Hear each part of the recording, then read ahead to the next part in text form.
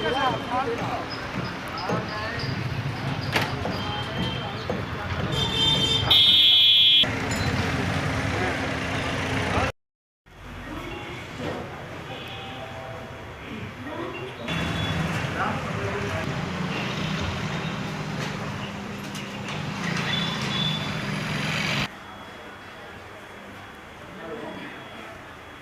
हमको इसके साथ लिख देंगे। हेलो जी हाँ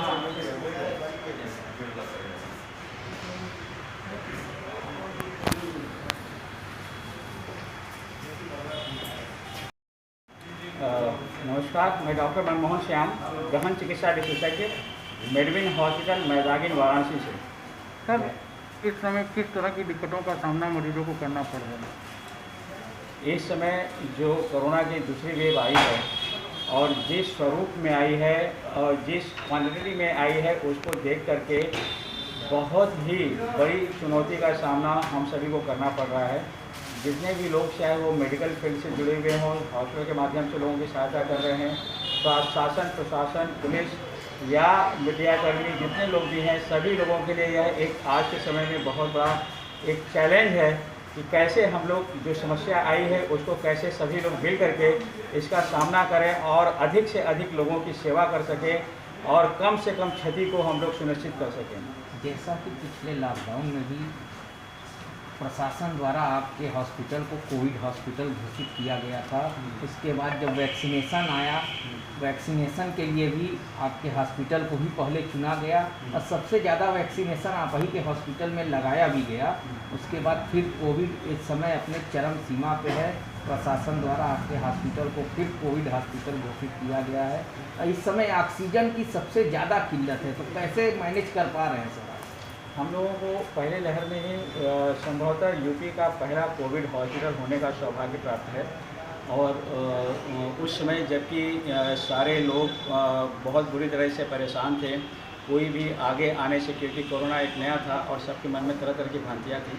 हम लोगों ने ईश्वर का नाम लेकर के सेवा को समर्पित करते हुए बेड़ा उठाया और काफ़ी अच्छी तरीके से करते रहे। दूसरी लहर में भी हम लोगों ने समय के साथ ही मिलकर के लोगों के साथ मिलकर के काम शुरू किया है। पहले तो हम केवल 2 हॉस्पिटल थे, लेकिन अभी तो लगभग 50 हॉस्पिटल आ गए हैं, लेकिन सारे हॉस्पिटल लगभग फुल हैं। कहीं पर भी वेंटिलेटर बेड्स, ऑक्सीजन वाले बेड नहीं मिल पा रहे हैं, क्योंकि इस बार इतनी अधिक संख्या में मरीजों की वृद्धि हुई है। जाहिर सी बात है कि किसी भी शहर के पास एक निश्चित संसाधन होते हैं।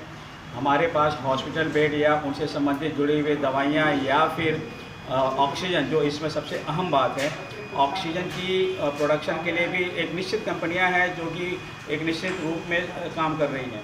तो उस क्षमता से 1-2 नहीं कई गुना ज़्यादा मरीजों की वृद्धि होना और उस वृद्धि को, उस डिमांड और सप्लाई को मैच करना हम सभी के लिए बहुत बड़ा चुनौती है। लेकिन हम लोग रातों दिन काम कर रहे हैं और उस गैप को मिनिमाइज़ करने का कोशिश कर रहे हैं।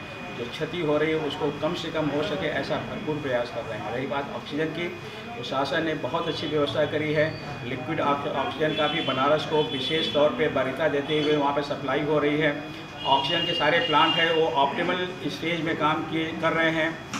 जो ऑक्सीजन के प्लांट बंद पड़े थे उनको भी शासन के द्वारा रातों दिन मेहनत करके उनको चालू कराया जा रहा है। हम सब आशा करते हैं कि 1-2 दिन के अंदर में सारी स्थिति नॉर्मल हो रही है और अच्छी तरीके से हो जाएगी, तो हम लोग और अच्छी तरीके से अपने मरीजों की सेवा कर पाएंगे। और तो मुझे दुख है उन लोगों के साथ जिनको हम लोग चाहते हुए भी संसाधनों की कमी जैसे कर लें। अगर मेरा 50 बेड का या 100 बेड का हॉस्पिटल है, अगर मेरे पास 200 लोग आ जाएंगे तो मैं कैसे उनको एडजस्ट करूँगा। बस समस्या यही हो रही है। लोगों से हम अपील करते हैं कि अपने धैर्य को बनाए रखें। मरीज़ को घर पे अगर कर रहे हैं तो एक किसी चिकित्सक की सलाह के साथ में निश्चित दवाइयाँ हैं उनको करते रहें और घर पे मैनेज करें। योग, आसन और प्राणायाम करें। भीड़ में जाने से बचें, मास्क लगाएं और भीड़ में लोगों से दूरी बना के रखें। और खाते वक्त कोई भी पदार्थ खाएं वो गर्म हो, गर्म पानी का भाप लें। ये सब सारी चीज़ों को करते रहें तो काफ़ी हद तक हम लोग इसको बीमारी को फैलने से रोक सकते हैं। जो लोग पीड़ित हैं वे लोग हमारे शहर बनारस में इस समय लगभग 50 हॉस्पिटल के आसपास में हो गए हैं और BHU तथा और सरकारी हॉस्पिटलों में व्यवस्था बढ़ाई जा रही है। और प्रशासन के द्वारा जिलाधिकारी महोदय के द्वारा हेल्पलाइन भी जारी की गई है कि जो 24 घंटा 50 सीनियर ऑफिसर नोडल ऑफिसर के रूप में हम कार्य कर रहे हैं और लोगों की सेवाएं 24 घंटा दे रहे हैं। उनके साथ संपर्क करें, उनकी उपलब्ध सुविधाओं का पूरा लाभ उठाएं। घर पे मरीज को रख करके जो सीरियस हो रहा है, जो 3-4 दिन का बुखार या खांसी आने के बाद भी आराम नहीं मिल रहा है, ऐसे मरीजों को अपने घर पे रख करके खुद मनमानी दवा न करें।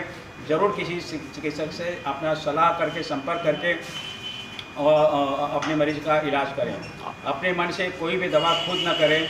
1-2 बार हल्का फुल्का है तो चलेगा, लेकिन जहाँ 2-3 दिन से ज़्यादा आ जाए, तो फीवर है, खांसी है या सांस फूल रही है, तो अपने से कभी कोई प्रयास न करें। अपने चिकित्सक से तुरंत संपर्क करें। बहुत बहुत डॉक्टर साहब, जैसा कि सुनने में आ रहा है मई में ये कोरोना अपने चरम स्तर पे रहेगा, तो इसमें लोगों को क्या और सावधानी